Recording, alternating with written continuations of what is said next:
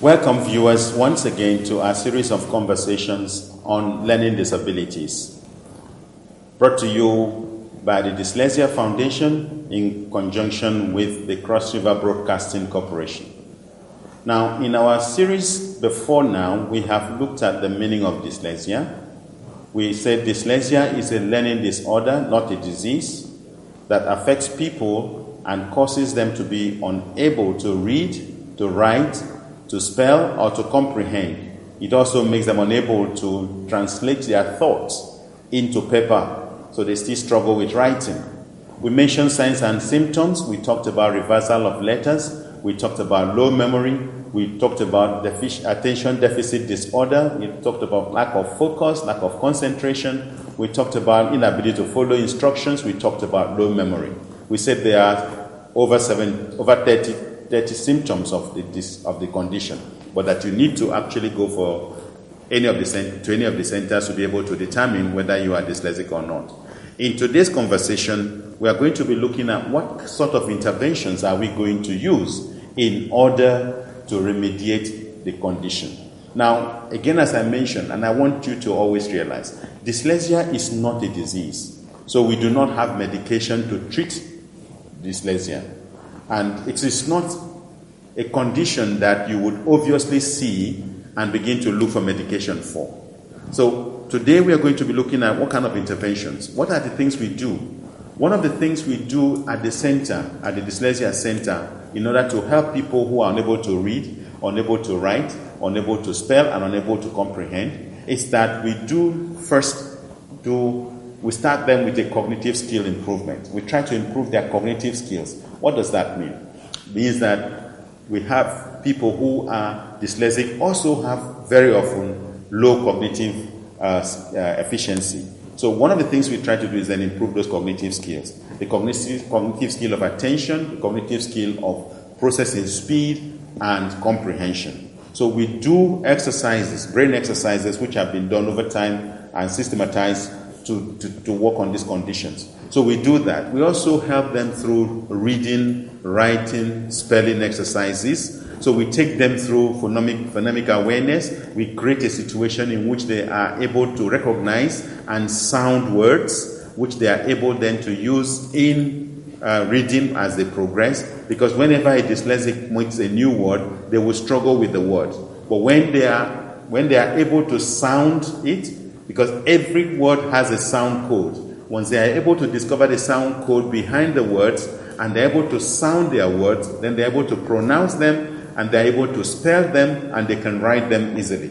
So part of the work that we do at the centers is to help them through phonemic awareness, help build their capacity to be able to recognize the sound codes within words, and then help them to recognize consistently how they can make sentences and understand the flow of words that make sentences and the flow of sentences that makes a whole thought process. So we reorient them towards a thought process. We train them on how to transfer their thoughts into writing, and in the process help them to write to comprehend. So they read, we train them to read, and as a result of helping them to read, then they are able to comprehend. We train them on also to comprehend. We have certain techniques and strategies that we use in ensuring that they are able to read and read with comprehension. So we do a lot of comprehension exercises that enables us to help them over time to become more proficient readers and more proficient comprehension people. Now, not only do we do that, we also give them timed exercises. Because part of the thing they do, one of the things that dyslexics suffer from, is that they often tend to be the last to submit their assignments when they are given assignment. That's because their processing is very slow. So one of the things we do is that through the use of certain instruments and equipment that we have, we time them. We time them in everything that they are doing. So we put them under use of the metronome, timed sequencing of doing things. We put them in a sequence, we put them in a timed approach that enables them to now recognize that they are under pressure to deliver within a time frame. And once they can do that over time consistently, then they are able to manage the conditions that have been keeping them down from an inability to process quickly. So it's very important that if you or someone you know is dyslexic or show some of these signs, first thing you do is bring them to the centers for us to do a proper assessment. Once we establish that they are dyslexic, second thing you do is that you then register them for the program. And in this case, it's not only limited to children. It is people of all age groups. So irrespective of your educational level, irrespective of where you have been, if you are unable to read and remember, if you are unable to comprehend what you have read, please do come to one of the centers. The addresses are showing, and the phone numbers are there, so that we can help you to be able to manage the dyslexia over time. Because if you don't manage it, as we talked about last week, what you might see is that there are consequences going to show, either for yourself or for your child. There is no point in struggling in the future when you can deal with the situation now. And like with all learning disabilities, early intervention is very important. Once you intervene in time, especially for children who are in school at the moment, if you can intervene in the life of your child between the age of 4 and 15, that's the best time to build the child's brain and be able to have them to excel in all areas. So early intervention is important. Bring them and bring yourself to the centers. We will work with you to ensure that you are able to deal with the dyslexia. Now, is there a relationship between dyslexia and cognitive efficiencies? Yes. We have found also that most dyslexics will have a cognitive deficiency. By cognitive deficiency, I mean that their cognitive skills are weak. Their cognitive skills, next week we're going to be talking about cognitive skills, but most dyslexics will have weak cognitive skills, especially attention and concentration, which we have mentioned in the last 2 editions. They will also be weak in terms of their processing, because it takes them longer to translate thoughts onto paper. And so while they are still thinking of what to write or what to say, people jump and answer for them. But in this case, so that's the relationship between dyslexia and cognitive deficiency. The third one is that dyslexics also struggle with processing speed. They are slow, and so they will struggle with speed of processing information. So we also then would have to do an improvement in their processing speed.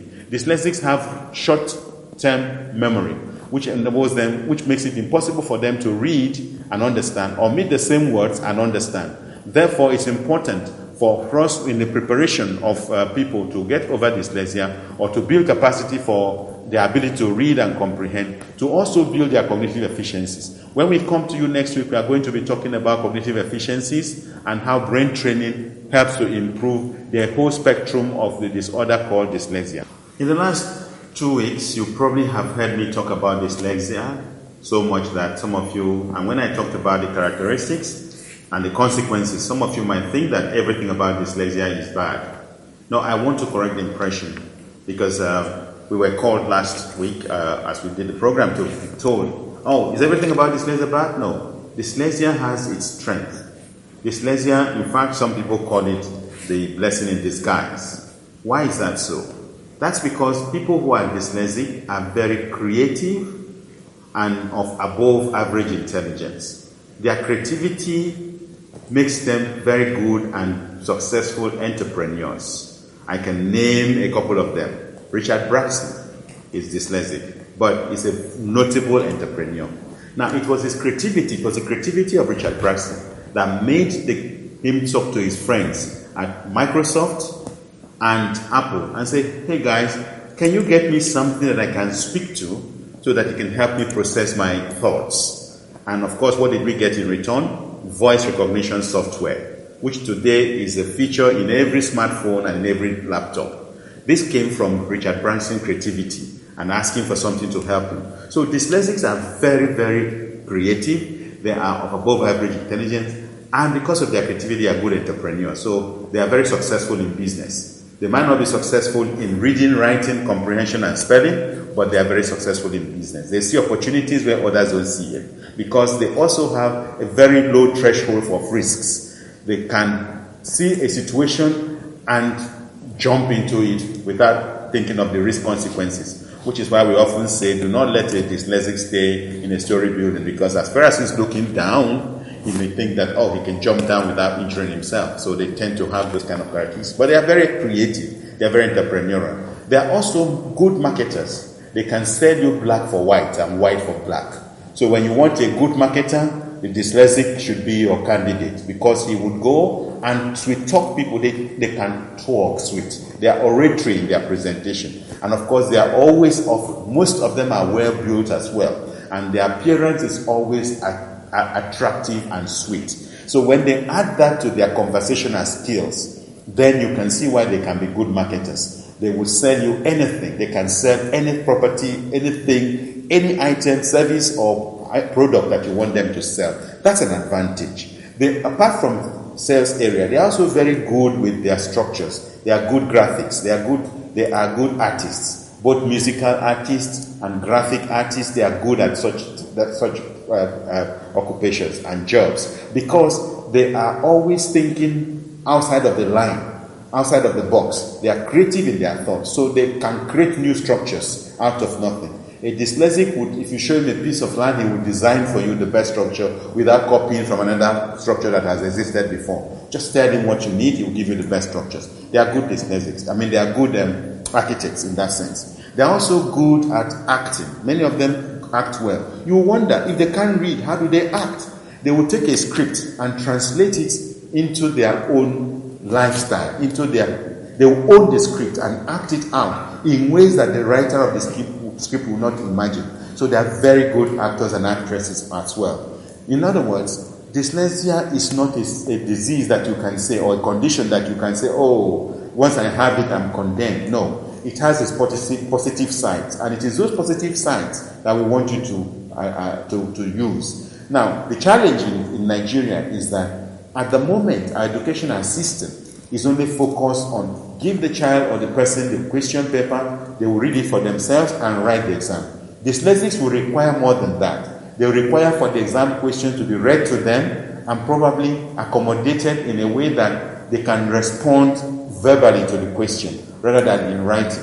It is when you want them to write down the answers that they begin to do backward, they do badly in their test. So one of the things we can do is to ensure that government policy responds to a new way of supporting people with dyslexia in such a way that in the class situation, they are not just required to write their examinations, because in other times, in other developed countries, they take oral examinations or they get them interpreters who get them readers, as they are called. They read the questions to them, the readers, they interpret the questions to the reader writes for them. These are accommodations that we haven't got educational policies to that point yet. But I'm hoping that the Dyslexia Foundation, in its future work, will be able to get government policy to respond in this direction to support dyslexics. So when you have dyslexia, it is not a curse.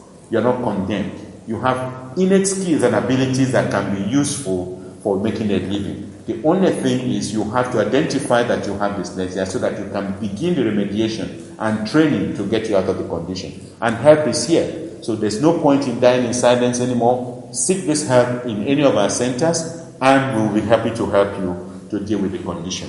Until I come my way next week, please feel free to call our numbers. In any of the numbers that are showing across the country, please call us and have a conversation with our specialists. You'll be glad you did. On behalf of the Dyslexia Foundation, I want to thank the Cross River Broadcasting Corporation for giving this opportunity to create this awareness to the listening public. Thank you very much and have a good week.